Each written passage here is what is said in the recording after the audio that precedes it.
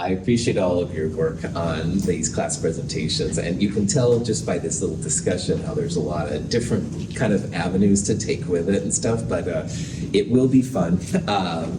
Friday, we will do these class presentations at 1:10 p.m., so that'll be the only thing we do that day.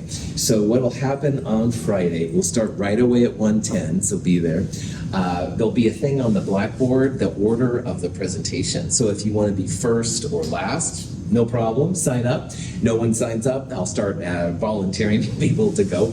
But it should be pretty chill. You'll turn in your paper at the same time. The calorimetry lab will be due at the same time.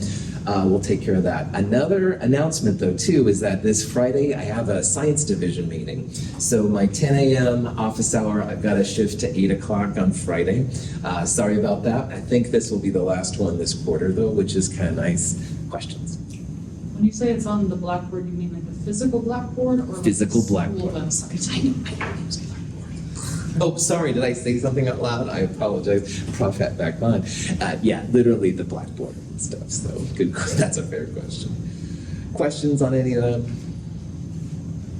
Okay. Today we're going to look at all the results of the people we started talking about last couple of lectures. And so Schrödinger and Heisenberg and de Broglie and a whole bunch of other people. And in a nutshell, you end up with, from quantum mechanics, these wave equations. And wave equations, you can do differentiation, and in the back of this slide, you can see partial derivatives. So if you've taken like Math 254 or those kind of classes, this is stuff that may look somewhat familiar to you. And when you do that, you end up with some cool results. And you end up with basically the things we're going to talk about. Now, calculus is certainly not a prereq of Chem 221, and we're not going to go there, that's for sure. So instead, we're going to talk about the results of quantum mechanics through a series of what are called quantum numbers. And all these quantum numbers are about is how electrons get placed in atoms. Now, the punchline of what we're going to be talking about is that electrons get placed in orbitals around atoms. And the orbitals are further put into subshells, and subshells are further put into shells. So we're going to talk a lot about orbitals, subshells, and shells coming up, but it all has to do with just how electrons are placed in atoms. And why that's important for chemistry is that if you want your sodium to react with chlorine to make sodium chloride, that knowing the energy reactions involved is super important.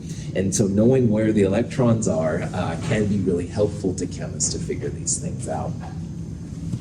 So orbitals hold electrons, all right? And that's kind of the big thing. And again, this is all the results of doing the calculus on this stuff, and that's nothing that we'll do in this class, but for future chemistry classes, past Chem 223, that might be something we'll do. And then when you have electrons in orbitals, orbitals are further grouped into subshells, and subshells are further grouped into shells. And what's really cool is that if you look at the periodic table, there's kind of like two columns on the left. Let's put helium up on brilliant for this discussion. There's kind of like two columns on the left. There's 6 columns on the right, if you put helium over there. And then there's this weird group of D elements and the weird group of F elements down there. And the 2 columns on the left and the 6 columns on the right and the weird ones in the middle and these guys on the bottom, those are the subshells that we're seeing. So the periodic table order, all right, is really based on these subshells. And so we'll talk about what a subshell is, how to figure out how many orbitals are inside it, how the orbitals and subshells get placed into larger shells. It's really kind of cool, but the structure of the periodic table really stems from these kind of things. Now, in order to figure out how this all works, we're going to go back to the quantum number, the shell number. It's got different names, and it's given the symbol N. And in the Bohr model for the atom, he used N to represent the shells. So on Monday, I was talking about you can be like at N equals 1, you could be at N equals 2, but you can't be at N 1.5. Well, that's the equivalent in the current version of quantum mechanics. There's also like these shell numbers or principal quantum numbers, and you have to have different values. Now, the principal quantum number, which is also called the shell, all right, gets the symbol n, and they're always just whole numbers. And like I was babbling to Clifford earlier, the n value can be super helpful to chemists because generally speaking, n equals 1 is closest to the nucleus, and n equals 2 a little further, and n equals 3 farther yet. So one thing that n does is it helps us to figure out roughly where electrons are around the atom. And the other thing is that because they're closer and farther, that's going to help dictate their energy, all right? So like if I'm an electron and Aiden is the nucleus and I'm in n equals 1, he's going to be on me, all right? And strong attraction, lots of, visual contact, blah, blah, blah. On the other hand, Mara back there might be n equals 4, all right? So I'm sorry to wake you up there, but you were a great example and you weren't paying attention, which is totally fine, which was what we wanted you to do for this conversation, prop that back on. Anyway, farther electrons are going to be easier to take on and off the atom, all right? So the proximity to the nucleus is one of the ways that we determine the energy of things. And so the farther electrons away are going to be easier to remove than the ones that are closer. So these principal quantum numbers, the shell number, all right, are always whole numbers, 1, 2, 3, 4. And the nice thing about it is that more or less, as we'll see, the period numbers on the left are the shell numbers. Now, it's not 100%. We'll talk about some differences. But n equals 1 only has hydrogen and helium. And n equals 2 is lithium through neon. And n equals 3 is sodium through argon. There's a little bit of weirdness when it comes to the D's and the F's, and we'll talk about that in a little bit. But more or less, that principal quantum number is reflected in the period. So this is the first part of showing how the periodic table is built, all right? So we would say that the n equals 1 electrons are closer to the nucleus than the n equals 2, and the n equals 2 are closer than n equals 3, et cetera, et cetera. Now, like I said, if you take all these calculus functions and blah, blah, blah, and do lots of quantum calculus magic on them, you end up with what are called the 4 quantum numbers. And we're going to spend a lot of time figuring out how those help chemists. Now, n is the principal quantum number, which relates to the shell. And so as the shell gets bigger, you get farther from the atom, from the nucleus, so the energy changes. So n equals 1 would be closest, most interaction, but n equals 4 would be farther away. It'll be easier to remove n equals 4 electrons than n equals 1. Now, L and M sub L, that's an L supposedly. Sometimes it's a cursive L, sometimes it's a regular L. But L and M sub L help with the subshell and the orbitals. Now, in the quantum world, electrons are placed in orbitals. That's kind of the base part, all right? And orbitals are further shut into subshells. We're going to see how M sub L and L have a lot of connections between them. I like to think of an L as like a house, and some houses have 1 room and some houses have 3 rooms, all right? Instead of a house, we're going to have a subshell. Some subshells have just 1 orbital. Some subshells have 5 orbitals, all right? You can have fancier houses and houses that are like shacks, all right? You can have subshells that are single orbital subshells, shack. You can also have fancier 5 orbital subshells, which would be like a fancier house. The 4th quantum number is M sub s, which is the spin quantum number. Electrons are constantly spinning, and the direction of the spin is the M sub s version. And you can have an electron spinning quote-unquote up and electron spinning quote-unquote down, all right?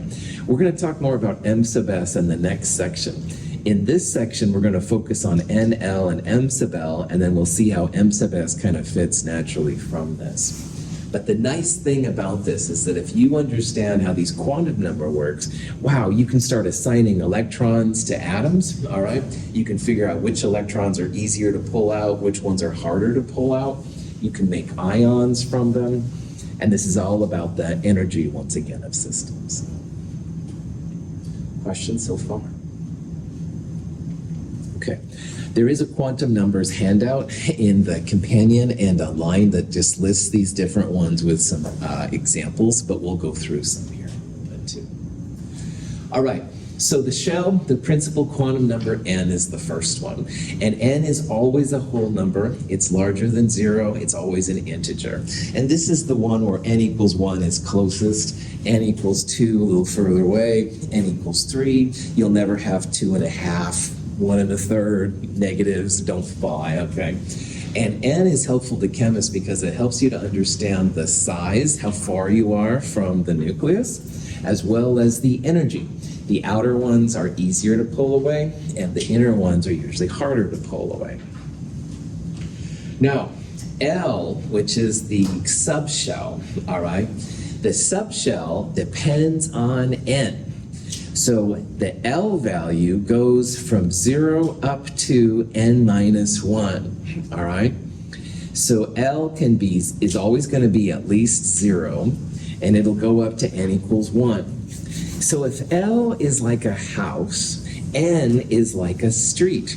And some streets have just one house on them, some streets have 3 houses, some streets have 10 houses on them. But it depends on the street to tell how many houses are there. So that's why L goes up to n minus 1.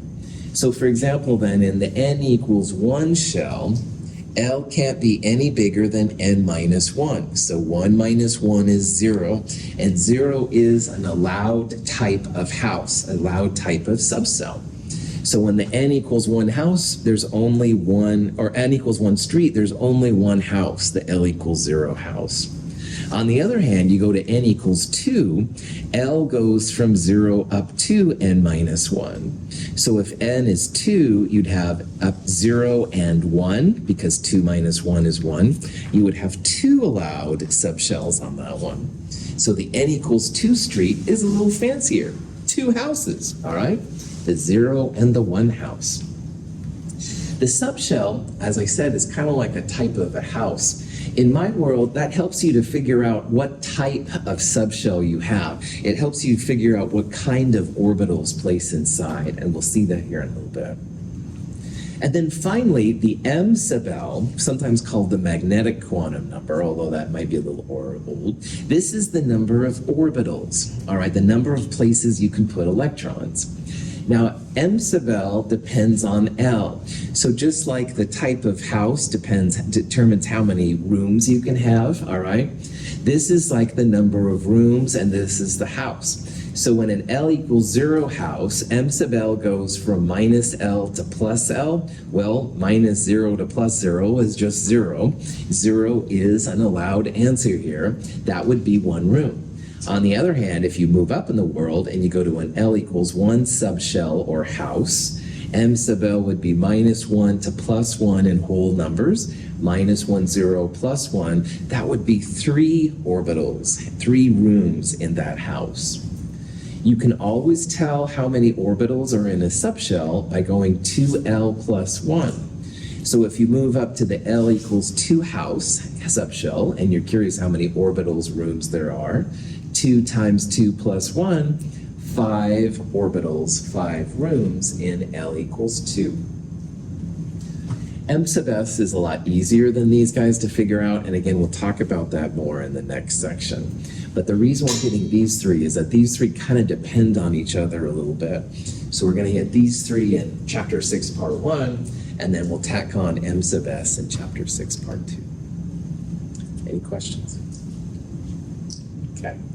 So one of the things you're going to see in this section are possible quantum number combinations, and a lot of times it wants you to look for the set which is not allowed, all right?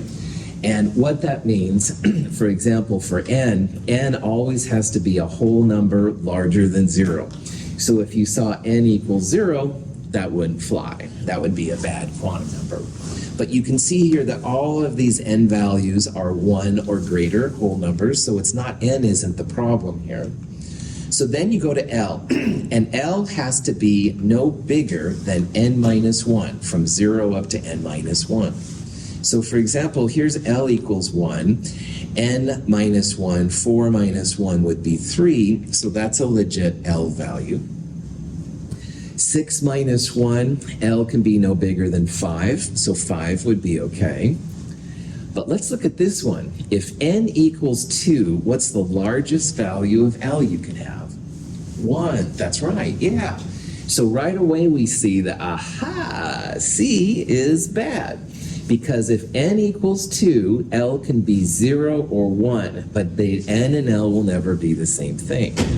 So that's why this is automatically a bad one. Now if you keep going, L equals 2 is okay, because 3 minus 1, 2 is legit. M sub L goes from minus L to plus L. So if L equals 1, that would be M sub L of minus 1, 0, plus 1, and minus 1 is one of those values, so that's okay. M sub L here will be positive 5 to negative 5 in whole numbers, and 0 is legit, so that's okay. Positive 2 to negative 2 for this one, so this one is okay. It's not M sub L that's the problem, L is the problem. And here, minus 2 to positive 2 would be what you'd get if L equals 2. So this is the kind of stuff we're going to be looking at, all right? It's a little weird at first, but again, it is easier than the calculus that goes into it.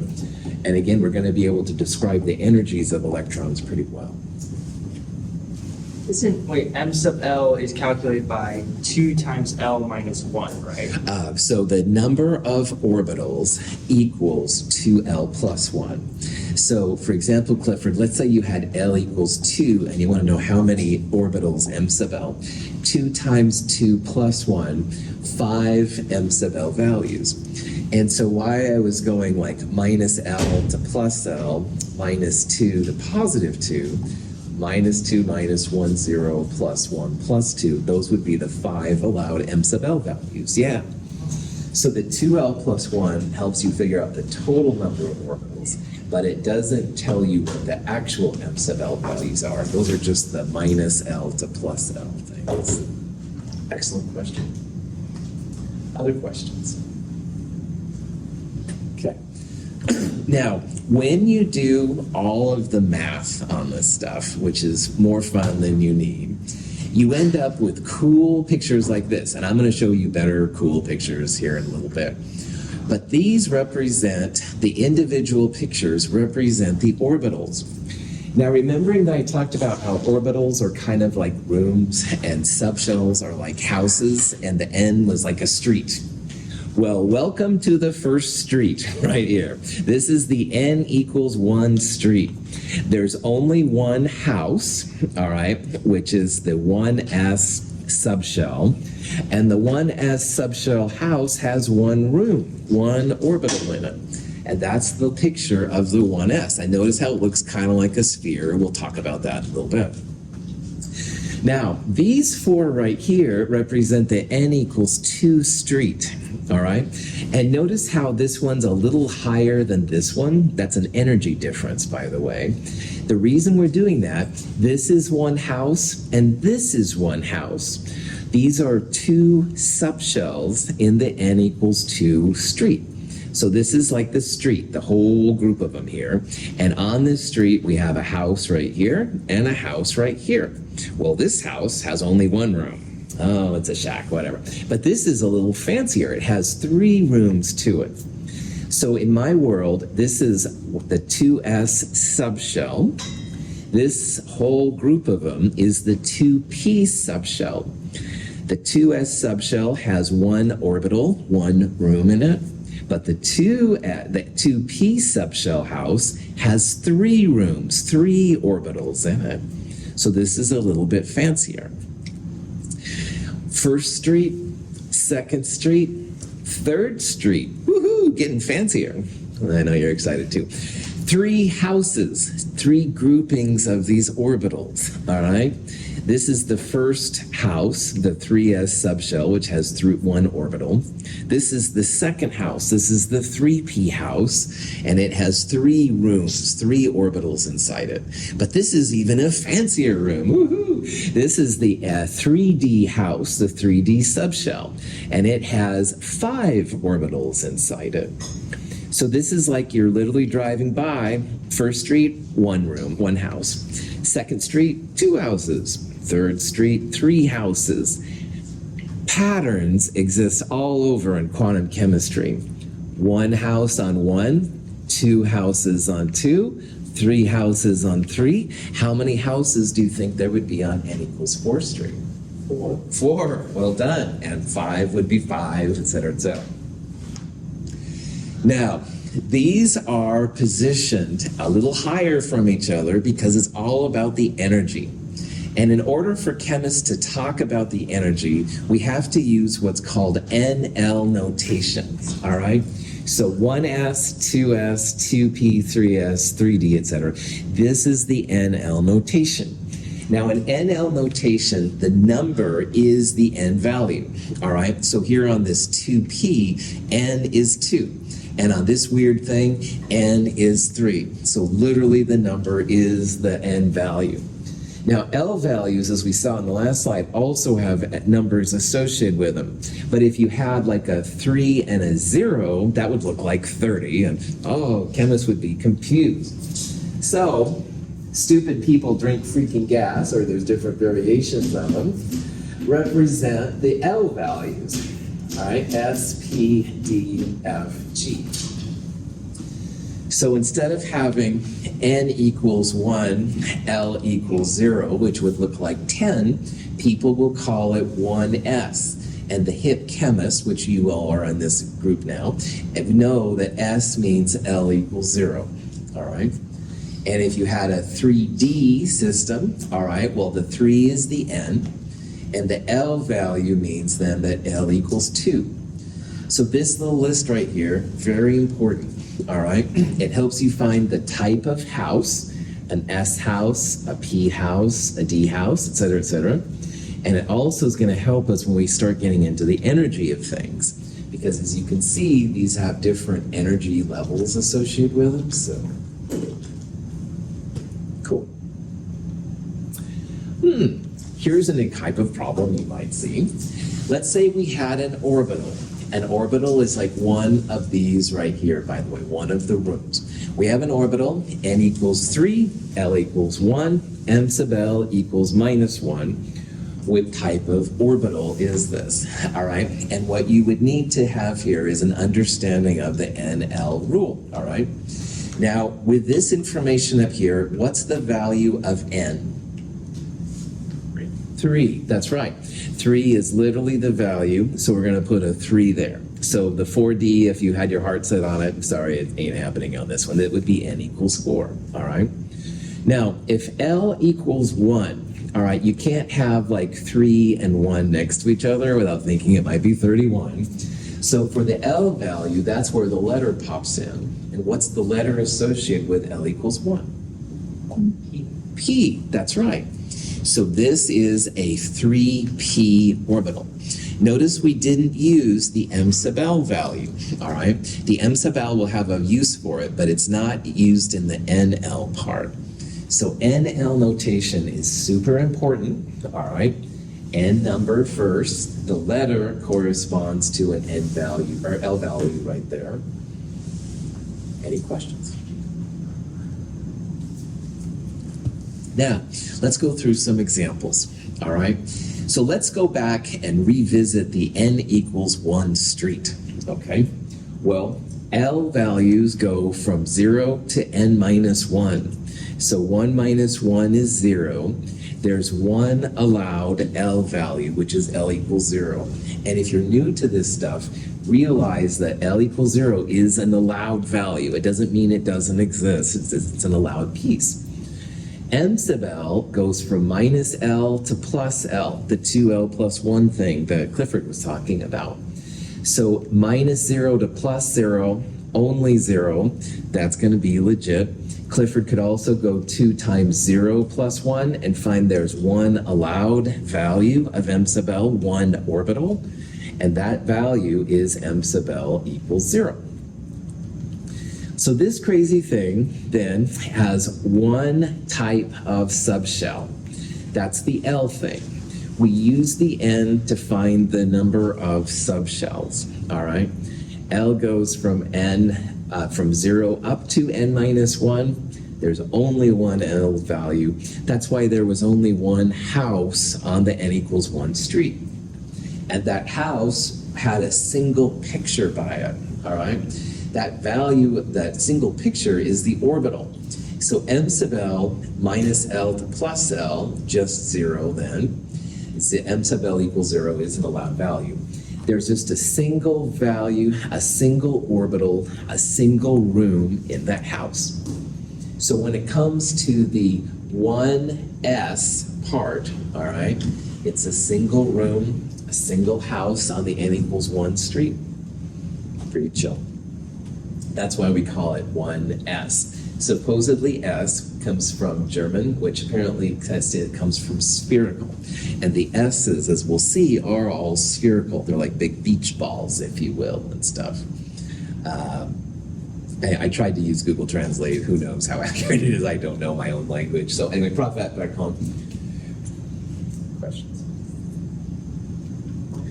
Now, here's a better picture of the 1s part, all right? The 1s is, again, basically just like an orbital. Now, if you take a two-dimensional representation of what is three-dimensional, all right, you'll see that there's a lot of the balloon, and then it finally gets to the place where it kind of stops. So pictures like this, or like this one up here, show most of the time where you have a 90% confidence value, give or take a little bit. So what that means is, if this was my orbital, my house, all right, well, 90% of the time, I'm probably chilling here, all right, watching, Game of Thrones or whatever show you want to watch, right? But, once in a while, I might want to go say hi to Chi. Hey, what's going on? All right? So not all of the time will the electrons be in this 90% confidence area, all right? Once in a while, they'll go to a movie or to the store, all right? But most of the time, they're going to be here, and that's what we see and stuff like that. Now, the other day, we talked about nodes. And nodes are places where there's no electron density. So when Clifford and I have a piece of string and we're kind of wiggling it back and forth, thank you, you saw what I wanted to do, there's always going to be some place where the string is right in the middle and there's no wave in that part. In this part kind of context, that's really important because that means there's no electron density right there. Electrons don't want to hang out there for whatever reason. So if I was to ask you how many spherical nodes there are, you would say, no problem, it's n minus L minus 1. So this picture, let me turn it on back on my there we go. This animation, if you look at it carefully along, it's kind of hypnotizing, but anyway, there's like little spots between the colors. Those represent the spherical nodes, places where electron density doesn't exist. So as an example of how to figure that out, for 6s, n equals 6, s means L equals 0, 6 minus 0 minus 1, this crazy thing would have 5 spherical nodes. And that's just places where the electron density doesn't exist. Now, for our 1s version, n is 1, ls means L equals 0, 1 minus 1. 1s doesn't have any spherical nodes. But this will be important, it's coming up here, so I'll just let you know.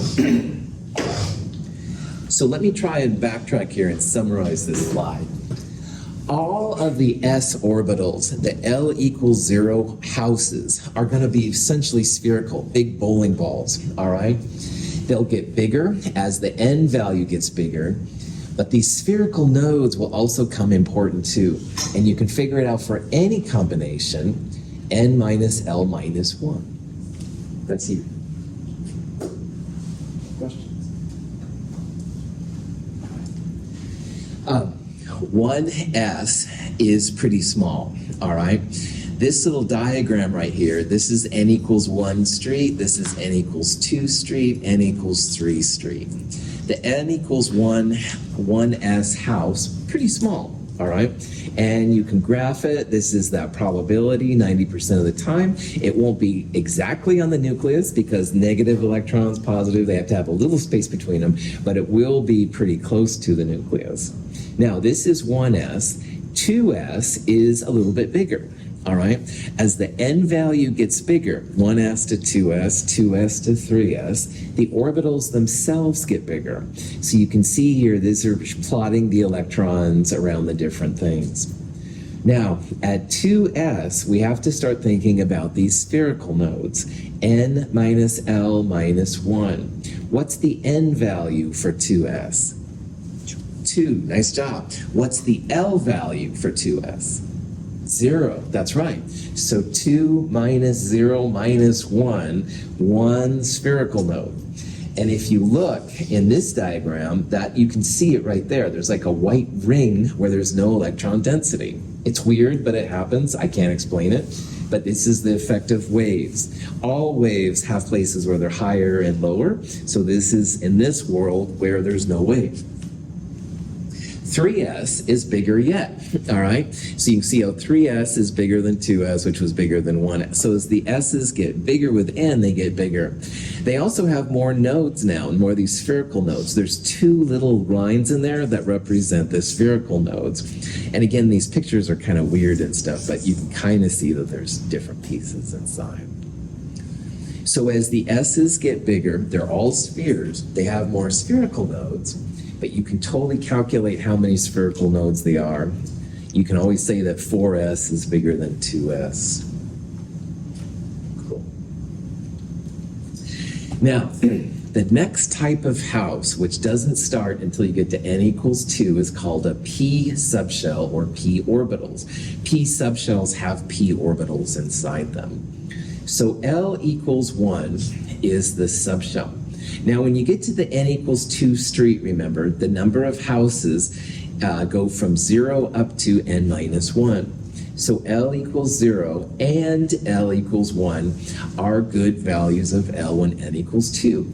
And because there's 2 values, that means there's 2 subshells, 2 types of house on that street. Now, the first one we've already seen, the first one is just the 2s, and I saw a picture of that. This is trying to point out that there's 2 houses, 2 subshells on the n equals 2 street. So this one isn't a big deal, but what I do want to talk about mostly is when L equals 1.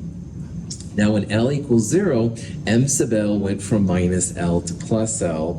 It's the only value was 0. 2 times L plus 1 was 1, etc., etc. When L equals 1, though, now you go M sub L minus L to plus L in whole numbers.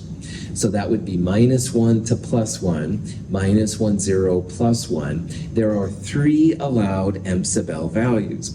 And the number of M sub L values represents the number of orbitals. So when you get to the L equals 1 house, it's fancier. It's got 3 rooms inside it. Or the L equals 1 subshell has 3 orbitals inside it. These look like a figure 8 or infinity kind of thing, all right? They look like that. They've got 2 basically lobes there that they deal with. And all of them look that different way. These we're going to see represent different directions. So if you had an X, a Y, and a Z, you could have one of these along each of those axes, and they'd all be there really happy. But the thing about these guys is they have a second kind of node sometimes called a planar node. And a planar node is like a sheet of glass that goes right inside of something, and you can separate the 2 parts from it. So p orbitals have planar nodes inside them.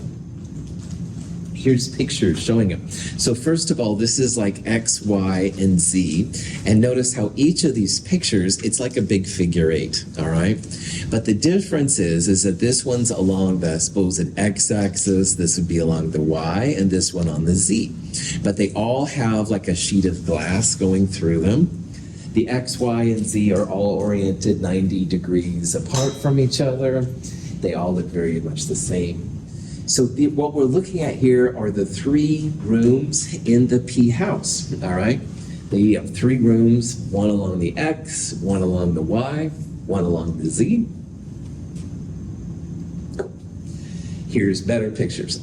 This is the 2px, the way this has been described. So it's along the x-axis, all right? And you can see it's not super big and stuff, but in the middle is this planar node. So while the spherical node was literally like a circle in the sphere, a planar node is literally like a piece of glass or something that goes right through it. So 2px, which is what we're looking at here, has one planar node. 2py and 2pz would be really similar. They would be just along different axes. 3px is bigger than 2px. So just like we saw 3s was bigger than 2s, well, 3p is going to be bigger than 2p as well. So it is intentional that this is a bigger orbital. Now, crazy 3p's, we start having both planar and spherical nodes involved with it. So first of all, we still have the planar node, the sheet of glass that goes through the middle. But we also have to think about n minus L minus 1. So n equals 3 for 3. P means L equals 1. 3 minus 1 minus 1. 1 spherical node. And if you look, there's kind of like a circular part right there. That's the spherical node. So you can see here that nodes become kind of important to chemists because that's where there's no electron density. And if you don't have electron density, the atoms aren't going to stick to each other. So you can't have these atoms sticking to each other if this is important. N minus L minus 1 is spherical nodes. Questions on that? Okay. So let's say we wanted to figure out how many total nodes are in a 4p system. All right. Spherical nodes equals n minus L minus 1. Those are the circular ones. Planar nodes, we saw for p, p's have 1 planar nodes. Well, we're going to see the planar nodes equal L, all right? So in this case, 4p, what's the n value for 4p? Well, 4, that's right, the number literally is it. If we have a p, what is the L value? 1, that's right. And again, this comes from the fact that SPDF, p's mean L equals 1. So, spherical, n minus L minus 1. 4 is our n. L is 1 minus 1. How many spherical nodes will this crazy thing have? 2. Nice job. 2 spherical nodes. Now, planar nodes equals L, and we saw the L here in my sloppy handwriting. Very sloppy handwriting, sorry. Equals L, and that equals 1. So this thing has 2 spherical nodes, 1 planar node, total of 3 nodes, all right? So again, planar nodes are equal to L, spherical nodes equal to n minus L minus 1. And you can get all of that information from the NL designation, 4p. The 4p means n equals 4, the p means L equals 1, plug and chug. Any questions? Yeah. Where does the plus 2 come from with the total? So Or the plus 1, I mean? Yeah, so there's spherical plus planar nodes, all right? And there are 2 spherical nodes and 1 planar node. So 2 plus 1 gives you 3 total, Patrick. Good question. All right. D orbitals are really important for transition metals, we'll see. So when n equals 3, when we have the n equals 3 shell or street, let's figure out the possible values of L. And remember, L refers to the number of houses or the number of subshells. Well, when when n equals 3, L goes from 0 up to n minus 1. So 3 minus 1 is 2. That means L accepted values will be 0, 1, and 2. So there are 3 subshells on the n equals 3 shell. There are 3 houses on the n equals 3 street. Now, each of these houses will be a little different, but we've kind of seen some of this stuff already. When L equals 0, there's only one m sub L value, which is equal to 0, and that's a 3s subshell with a single 3s house orbital. When L equals 1, m sub L goes from minus L to plus L. So that would be minus 1, 0, and plus 1. 3 allowed m sub L values means 3 orbitals on the 3p subshell. And these are the x, the y, and the z orbitals and stuff we just saw. But this one has one more kind of house, because if L equals 2, then m sub L goes from minus L to plus L. So in this case, that would be minus 2, minus 1, 0, plus 1, and plus 2. And each one of those m sub L values, including 0, represents an orbital. So this one has 5 orbitals to it. It's a fancier kind of house. So notice we went from 1 room, 1 orbital, 3 rooms, 3 orbitals, to a 5 orbital system. This is a fancier one yet than we've seen. So. All right, d orbitals are the coolest looking and stuff like that. S orbitals have no planar nodes, p orbitals have 1, but d orbitals, we have to think about their nodes as well. So earlier on, I was babbling how we're going to see that planar nodes equals L. Well, S's don't have planar nodes. You can't split them in half with electron density. But the L equals 1, you could split them down the middle. Well, these crazy guys, you can split 2 ways. They have 2 planar nodes, which is just totally wild. So planar nodes equals L, and this is an L equals 2 system. So they're going to have 2 planar nodes, 2 places where you can split them apart. So this is kind of my punchline here. The number of planar nodes equals L, and the number of spherical nodes equals n minus L minus 1. And again, these are helpful because they tell chemists where atoms can't bond together. But the good news is that if you have 3D or 7D or whatever, you can quickly find n and L values, plug them in, figure it out. The 3 things are for P's, and they had like 1 sheet of glass that separated them. But the D's actually have 2 sheets of glass, which is just crazy and stuff to see. I don't know if John left. Anyway, never mind. Anyway, long story short, these have like 2 sheets of glass that go through them. So you can't make connections on those particular parts right there, which is why this is important. Now, this is an example of what's called the 3D XY, all right? And the XY just means that the orbitals are between the X and the Y orbitals. You don't need to worry about that. But what I do want you to hopefully see is that there's like a sheet of glass this way and a sheet of glass that way that goes right through it, all right? Those are the planar nodes that kind of keep things all together. And again, with 3D, remember that n equals 3, and d means L equals 2. So you can find it quickly and stuff then based on that. This one is the XZ. It's just between the X and the Z orbits instead of the X and the Y like the last one. But again, they look very much the same, 2 planar nodes. We're seeing the different houses and stuff. Most of the 5 3D orbitals are kind of like this. They'll have like 2 like p orbitals, if you will, kind of squished together. This is another one. This is the 3DYZ. Again, we're just basically changing these axes here, and we think we're cool. This one is what I call the donut orbital, and this one is really wild. It's like there's a p orbital surrounded by a donut in the middle. I don't know, I like donuts a lot apparently. But anyway, they also have 2 planar nodes, all right, 2 places. It's harder to see in 3D, but in 2 dimensions you can see it easier. Anyway, all these crazy Ds have one of these donut orbitals, which is really weird. I don't know. It's called the 3DZ squared. This is the x squared minus y squared. This one's actually on the x and y. Again, this is stuff that from calculus you can figure out. We don't need to worry about that. I just wanted to show you these pictures and also show you where these nodes are really important, because you don't have any electrons in there. You don't have any glue to hold the atoms together at those points.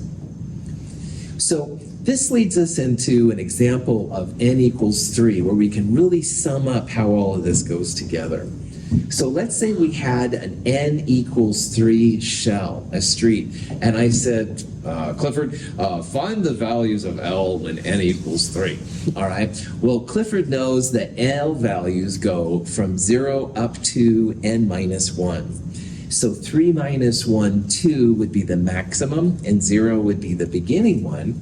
0, 1, and 2. All right. So as n gets bigger, you have more and more L values. That's like saying as the street gets bigger, you have more and more houses. So again, L goes from 0 up to n minus 1. Now, for the subshell, we need to know what the letters are right here, or what the letters are that go with these L values. And that's where the SPDF thing goes on. So for L equals 0, we're going to have an S letter, P for L equals 1, etc., etc. Again, I can't emphasize enough how this is really important to us and stuff. We'll start really dealing with this quite a bit.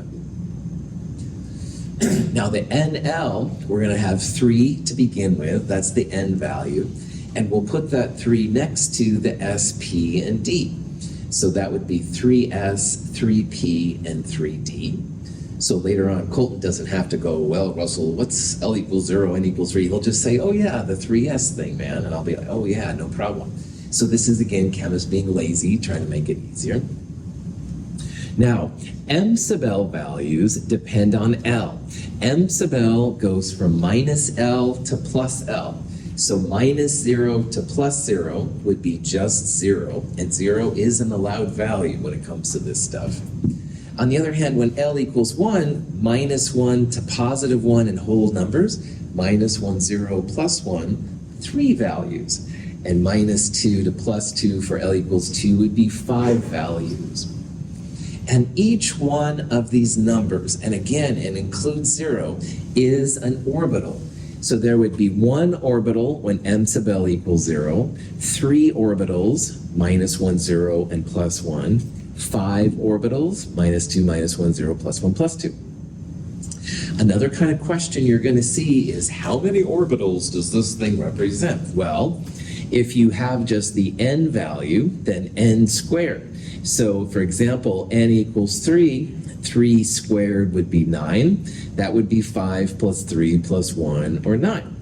On the other hand, like Clifford saw earlier, if you have a good n and a good L, like L equals 2, then 2L plus 1 will tell you how many orbitals there are. So you can see how there's lots and lots and lots of different interactions here with different things. Some people like using train tracks instead of the example I did, which is totally fine. This is the n equals 3 train track we just saw. There's a 0 line, a 1 line, and a 2 line. The 0 line has 1 house, 1 orbital, but this L equals 1 has 3 rooms, 3 tracks on it. You can use whatever you want. We're not going to spend a lot of time with this, but there are F orbitals too. And I'm just going to show you a bunch of pretty pictures here mostly. When n equals 4, you have 4 possible L values. 0, 1, and 2 would be 4S, 4P, and 4D. But when you get to L equals 3, then you end up with the F subshell. And F subshells, minus 3 to plus 3, are where the lanthanides and the actinides kick in, we're going to see. Now, some books don't even show pictures of these, but I wanted to at least show you cool pictures. If L equals 3, they're going to have 3 planar nodes. And these black lines here represent the planar nodes, trying to dissect them more or less. But anyway, they kind of look like sometimes like a couple of donuts, or like here's a double donut, I call it. And, but anyway, just realize that people can figure out with math what they look like. We'll talk about this on Friday more. I think I've run out of time. Are there any questions before we stop till Friday? Cool. All right. See you on Friday, if not before. Have a wonderful day.